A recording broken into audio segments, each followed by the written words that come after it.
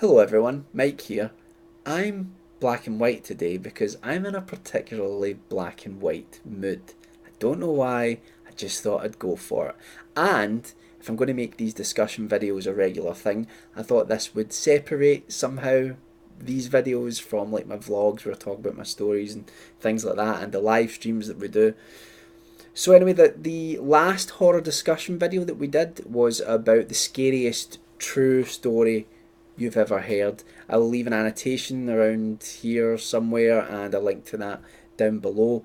But today's video is something which is close to my heart, if you excuse the pun, and that is the uh, the vampire mythos and how it's been completely and utterly neutered in recent years.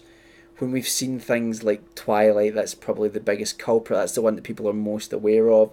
This idea of the thoughtful vampire, the vampire that's got a bit of humanity to them. Now that might have been an interesting thing to explore once, maybe twice, but so many iterations of the modern vampire mythos now contain that aspect. In fact, it's not Twilight's not just to blame. There's been a even going back to the films that I grew up with, which were the Hammer horror films. Even though Christopher Lee in those films is a really he's evil personified as Dracula. There's a sexual element, which then I think people mistake for a romance element, um, which is a completely different thing. And then what happened is you had other iterations of vampires where the vampire had this side to them, this tender, loving side. I'll take you out on a date. I don't think I'd say that, but quite creepy.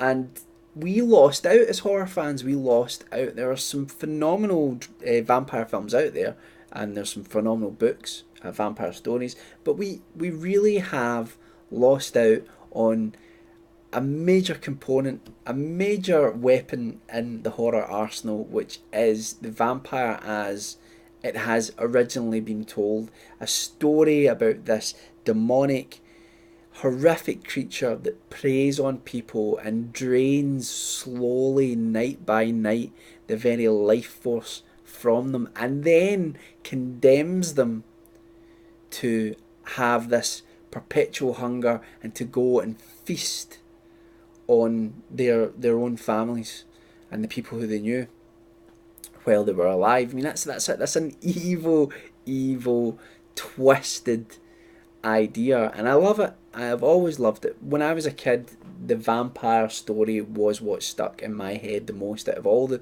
horror stories that I read, that I got told. The vampire was the one creature that I was most fascinated with. Like I say, watching the Hammer horror films, going back and watching the Universal movies, um, going and watching films like Lost Boys, a lot of the 80s vampire films as well. And indeed, that leads us to something like Francis Ford Coppola's Dracula, which was the biggest missed opportunity in filmmaking in terms of trying to do not just a vampire story right, but a Dracula story right. They had to add this element of romance to the character again. Now, when you read Dracula the novel, he is not a romantic character. Yes, there are undertones of sexuality, there are undertones of the spread of sexual disease. All of these things are there, absolutely, and that ties in to a fear that many of us have. But there's no romance, there's no love from this character. And I would love to see someone genuinely make a proper version of Dracula where we get to see the character as intended. Um, my friend Craig, I remember there was a BBC adaptation of Dracula a few years ago, and we were looking forward to it because we thought, oh, this is it, they're going to have done it properly, it's the BBC. And it was this very strange story. They'd completely changed most of it, and he just remarked and said, Stoker gets shafted again. And it is true, that story, oh, that was my phone, that story time and time again has been misrepresented. And I'm not saying that some of those stories haven't been good. Some of those films haven't been good. Like I say, I love the Hammer horror films, and they stray wildly from the original book. Even the first Hammer horror of Dracula film, The Horror of Dracula, or just Dracula if you're in the UK, it has elements of the book, but really it's its own thing. And it's great. I love it. Um, but I just would love to see not just Dracula, but other new vampire stories that give us this character, this creature back that is genuinely terrifying. One of my favourites is the adaptation of Salem's Lot, which is one of my favourite Stephen King books, and I think one of the best vampire stories that I've read. And it was directed by Tobe Hooper.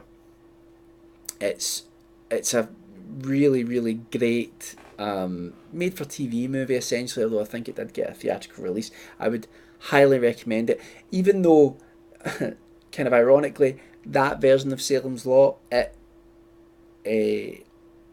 doesn't really do everything that's in the book either. In Salem's Law, the book, the vampire is quite aristocratic, similarly to Dracula, but in Salem's Law, it's more like Nosferatu. It's that sort of vampire that we get.